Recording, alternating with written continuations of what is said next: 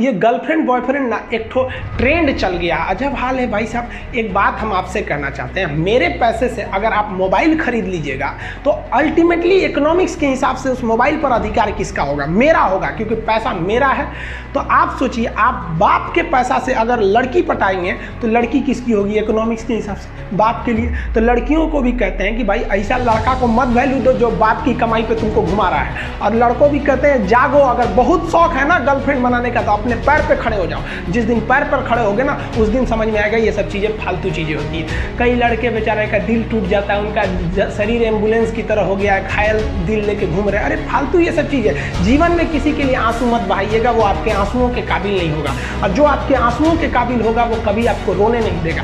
दिल टूट गया, गोली मारो यार, प्यार 24 कैरेट का था आपका, उसी की औकात नहीं थी जो खरीद सके। जिंदगी में कामयाब होने के लिए याद रखिएगा, ये मायने नहीं रखता है कि आपने कितना किया, मायने ये रखता है कि आप कितना कर सकते थे। जब लंका में पुल बनाया जा रहा था पत्थरों को जोड़ जोड़ कर सीता माँ को लाने के लिए, तो बंदरों के साथ साथ गिलहरियाँ भी वहाँ पत्थर भर रही थी। तो इन सब से कितना पत्थर ही उठेगा। एक बंदर आया तो उठा के फेंक दिया गिलहरी को, भाग यहाँ से, तो इतनी पत्थर बीच में ला रही है। तो मर्यादा पुरुषोत्तम राम के पास वो जाके गिलहरी गिरी, तो गिलहरी को वो प्यार से सहलाए थे ना, तो ऐसा कहा जाता है कि इस पे जो निशान है गिलहरी के पीठ पे वो राम जी का है। राम जी ने उस बंदर को बुलाया और कहा कि देखो तुम इतना विशाल पत्थर उठा रहे हो तो तुम्हारा शरीर भी विशाल है।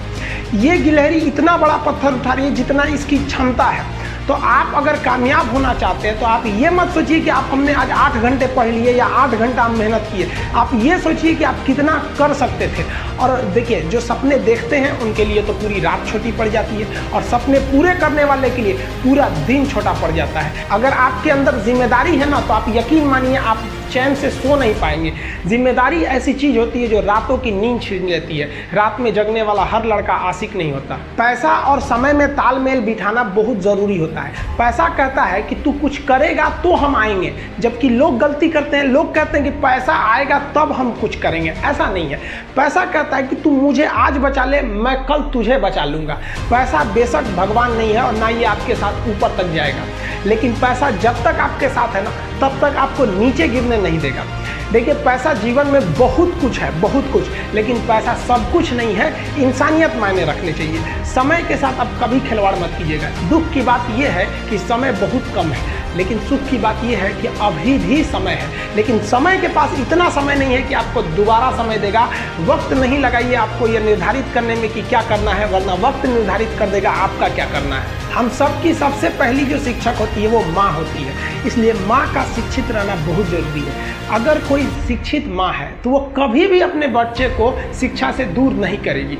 मेरा ये हरगिज़ कहना नहीं है कि जिसकी माँ अशिक्षित है उसका बेटा पढ़ा लिखा नहीं होगा। मेरी माँ आज भी अनपढ़ है, आज भी उससे 1 रोटी मांगते हैं ना तो वो 2 रोटी दे देती है।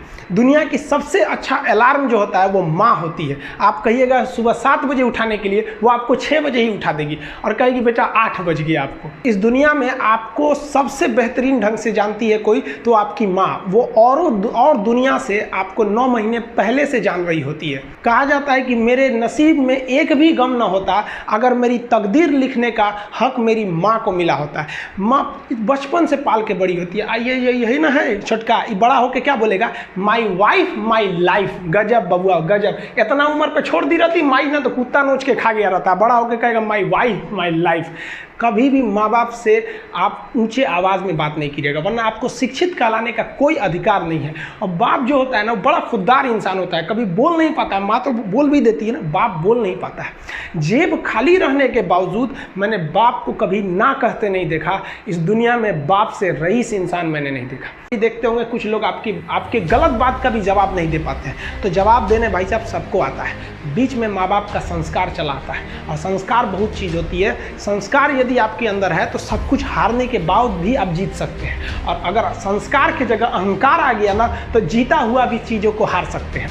कमज़ोर व्यक्ति ही दूसरे काम का बदला लेता है, लेकिन जो ताकतवर होता है वो माफ़ कर देता है। लेकिन जो बुद्धिमान व्यक्ति होता है वो इग्नोर कर देता है, नज़रअंदाज कर देता है और बच के निकल जाता है। क्योंकि अगर कोई व्यक्ति आपको पहली बार धोखा दिया तो इसमें उस व्यक्ति का गलती है, लेकिन वही व्यक्ति अगर दोबारा धोखा दिया तो इसमें आपकी गलती है। सबसे समझदार होके चलिए, और मिजाज में कुछ सख्ती भी रखिए। लोग पी जाते अगर समंदर खारा नहीं होता तो थोड़ा सा शक्ति भी बना के रखना चाहिए। इस दुनिया के कुछ दस्तूर हैं, आप किसी के लिए कितनी भी भलाई कर दे वो याद नहीं रखेगा, ये दुनिया का दस्तूर है। और आपकी गलती को कोई भूलेगा भी नहीं, इसे आप बुरा नहीं मानिए, ये दुनिया का दस्तूर है, इसे आप चेंज नहीं कर सकते। जैसे सूरज पूरब से निकलता है वैसे ही ये चीज़ें होंगी।